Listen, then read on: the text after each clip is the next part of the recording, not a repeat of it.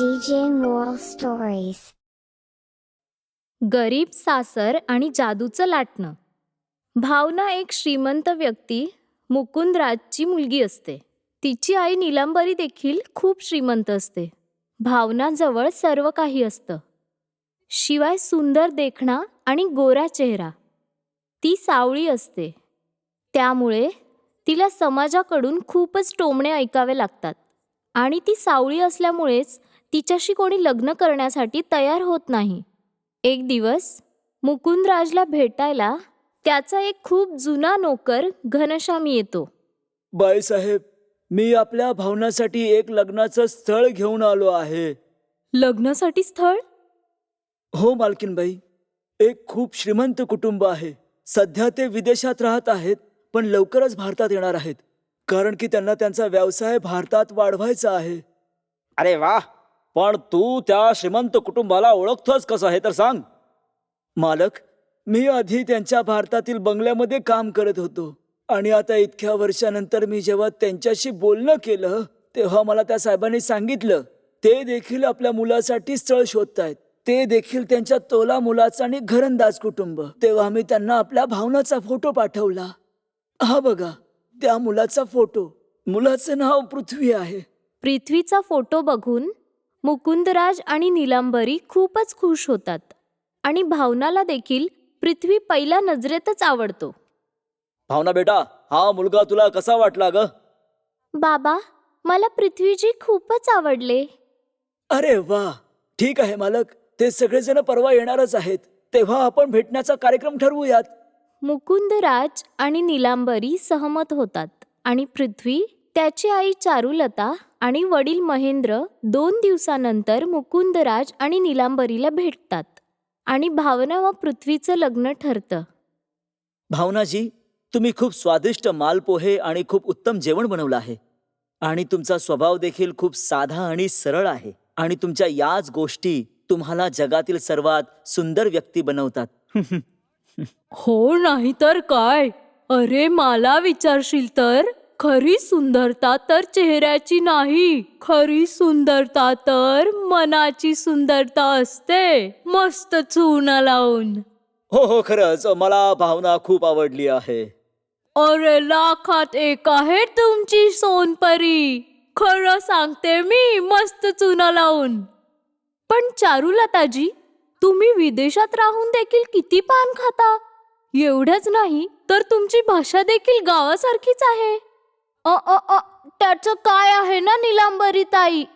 भलेही आम्ही विदेशात राहतो, पण आहोत तर शेवटी भारतीयच ना. आणि पान आणि माझ्या प्रेमाच्या मध्ये कोणीच नाही येऊ शकत, मस्त चुना लावून.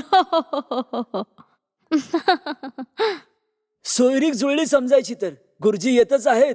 एखादा चांगला मुहूर्त बघून यांचं लग्न ठरवून देऊया, काय मालक? हो, का नाही, का नाही. भावनाला खूपच जास्त आनंद झालेला असतो. तिच्या सावळ्या रंगाला पहिल्यांदाच कोणीतरी स्वीकारलेलं असतं. भावना आणि पृथ्वीचं लग्न होतं. पण जेव्हा भावना तिची मोठी मोठी स्वप्न सजवत तिच्या श्रीमंत सासरी जाणारच असते, तिला ही गोष्ट माहीत नसते की हे लग्न तिच्या सासरच्यांचं एक कारस्थान असतं. ती जेव्हा सासरी पोहोचते तेव्हा चारुलता तिचं स्वागत आरती ओवाळून नाही, तर एक जोरात कानाखाली मारून करते. आई, तुम्ही मला कानाखाली का मारलं? आणि हे काय आहे? हे तर एक कच्चं घर आहे. तुम्ही तर खूप श्रीमंत आहात ना, मग हे सगळं? चल चल, आतमध्ये जा आणि माझ्यासाठी गरमागरम आलं आणि मसाला टाकून चहा घेऊन ये. कारण आता तू या घरची सून नाहीयेस, तू ह्या घरची मोलकरीण आहेस, मोलकरीण, मस्त चुना लावून. हे हे तुम्ही काय बोलताय आई? आम्ही तुला फसवलं आहे. हो, आम्ही श्रीमंत नाही, आम्ही गरीब आहोत. आणि तुला काय वाटलं, माझं तुझ्यावर प्रेम आहे? अगं, कोणत्या भ्रमात जगतेस तू? प्रेम आणि तुझ्यासारख्या काळ्या व्यक्तीवर करपलेल्या कॉफी सारखं तर तुझं तोंड आहे. आणि इतकंच नाही तर तुझ्या आईला आणि तुझ्या बापाला दोघांनाही स्वर्गात पाठवलंय.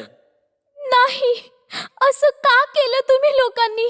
घनश्याम काका, तुम्ही सुद्धा? तुमच्यावर तर बाबांनी डोळे बंद करून विश्वास केला होता. आई, बाबा.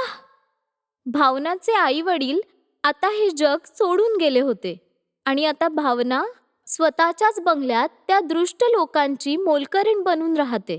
घनश्याम आणि पृथ्वी आपापसात संपत्ती वाटून घेतात आणि सर्वजण बिचाऱ्या भावनावर खूपच अत्याचार करतात. अगं, अशी कशी अचानक तुझ्या तब्येतीला आग लागली ग पनवती? मला चुना लावायचा अजिबात प्रयत्न करू नकोस. मी संपूर्ण जगाला चुना लावते. आली मोठी. चल जा, काम कर, नाहीतर मी तुला 2 थापड देईन ना, तर त्या कोपऱ्यात जाऊन पडशील चुना लावून. बिचारी लाचार भावना आजारी असताना देखील काम करत असते. कधी कधी तर निर्दयी सासरचे लोक तिला जेवायला देखील देत नसत आणि तिला खूप मारायचे. आणि ह्या सर्व गोष्टींना कंटाळून एक दिवस भावना बंगल्याच्या बाहेर आलेल्या एका ट्रकमध्ये गपचूप बसते आणि तो ट्रक दुसऱ्या गावी जातो. हे कोणतं गाव आहे? माहित नाही मी कुठे आलीये. आता या ट्रकमध्ये बसून तर खरं, पण आता मी त्या गावात पुन्हा नाही जाणार आहे आणि आता इथे मी माझी नवीन सुरुवात करेन. भावना ट्रकमधून उतरते आणि ती त्या गावात काम शोधायला लागते. पण खूप शोधल्यानंतर देखील तिला कुठेच काम मिळत नाही. तेव्हा तिला एक ढाबेवाली दिसते, जिचं नाव वंदना असतं, जी तिला जेवण देते आणि तिच्यासोबत जे काही झालं ते समजून घेऊन ती बोलते, भावना, तुझ्यासोबत जे काही झालं खूपच वाईट झालं. तुझ्या आईवडिलांच्या आत्म्याला शांती मिळो. बेटा, माझी मुलगी आणि माझा पती देखील एका अपघातात असंच मला सोडून निघून गेले. मला समजू शकतं आपल्यांना गमावल्याचं दुःख, पण तू काळजी नको करूस. आजपासून तू माझ्यासोबत राहा. पण वंदना काकी, मला कुणावर ओझं नाही बनायचंय उगाचच. ओझं नाही बाळा, तू माझ्या ढाब्यावर काम कर आणि काम करून मला मदत कर. ठीक आहे? आता तरी राहशील ना? ठीक आहे काकी. भावना आता वंदनाच्या ढाब्यावर काम करायला लागते आणि तिच्याच सोबत राहायला लागते. ती वंदनाचं सर्व काम करायची आणि तिला कोणत्याही गोष्टीची कमी नाही पडू द्यायची. एक दिवस जेव्हा भावना जंगलाच्या वाटेवरून जात असते तेव्हा तिला खूपच तहान लागते आणि ती जवळच असलेल्या एका नदी किनाऱ्यावर जाऊन पाणी पिते. पाणी पीत पीत तिची नजर नदीच्या पाण्यावर तरंगणाऱ्या एका लाटण्यावर जाते, ज्याला बघून भावना आश्चर्यचकित होऊन जाते. हे काय, एक लाटणं आणि तेही पाण्यावर तरंगतंय? बुडण्याऐवजी हे लाटणं पाण्यावर कसं काय तरंगतंय? असं कसं होऊ शकतं? भावना स्वतःला हे सांगतच असते की तेवढ्यातच नदीतून एक देवी बाहेर येते आणि भावना त्यांना बघून नमस्कार करते. देवी आई, तुम्ही? एकानंतर एक चमत्कार कसा? कारण ही नदी जादूची आणि पवित्र नदी आहे आणि हे जादूचं लाटणं आहे. हे जादूचं लाटणं फक्त त्याच लोकांना दिसतं ज्यांचं मन पवित्र असतं, ज्यांचं मन साफ व सुंदर असते आणि तू त्या लोकांमधलीच एक आहेस. ह्या लाटण्याने तू ज्या पोळपाटावर चपात्या लाटशील त्या सोन्याच्या तयार होतील. धन्यवाद देवी आई, तुमचे हे उपकार मी कधीच नाही विसरणार. देवी अदृश्य होऊन जाते आणि भावना ते जादूचं लाटणं घेऊन स्वतःच्या घरी येते आणि त्या लाटण्याने ती ज्या चपात्या लाटत होती त्या सोन्याच्या झाल्या. हे सर्व वंदना लपून बघत असते आणि तिच्या मनात लोभ निर्माण होतो. अरे वा, हे तर एक जादूचं लाटणं आहे. ही भावना मला हे देईल तर खरं, पण मला ह्यावर फक्त माझा अधिकार हवा आहे. मी हे चोरून भावनाला घरातून बाहेर काढून टाकेन आणि जादूच्या लाटण्याने खूप श्रीमंत होईन. अरे वा, हा तर खरंच चमत्कार झाला. एवढ्या सगळ्या सोन्याच्या चपात्या. मी ह्यांचा वापर फक्त आणि फक्त गरिबांसाठी आणि मुक्या प्राण्यांची मदत करण्यासाठीच करेन. भावना बाहेर जाते तेव्हा वंदना तिच्या खोलीत येते आणि तिच्या कपाटातून ते जादूचं लाटणं काढते आणि त्या लाटण्याने ती चपात्या लाटते आणि त्या चपात्या ती सोन्याच्या होण्याची वाट बघते. अरे, ह्या चपात्या सोन्याच्या का नाही झाल्या? तेव्हा लाटणं हवेत उडून वंदनाला खूप मारते आणि ते तिला एक दगडाची मूर्ती बनवते. नाही, मला पहिल्यासारखं बनवा, मला पहिल्यासारखंच बनवा. माफ कर जादूच्या लाटण्या, माफ कर. तू हे चुकीचं केलं आहेस.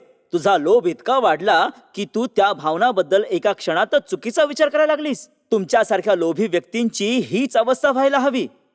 वंदना आता दगडाचा पुतळा बनूनच राहते आणि भावना त्या जादूच्या लाटण्यामुळे एक सुखाचं आयुष्य जगत असते आणि दुसऱ्यांचं खूपच भलं करत असते.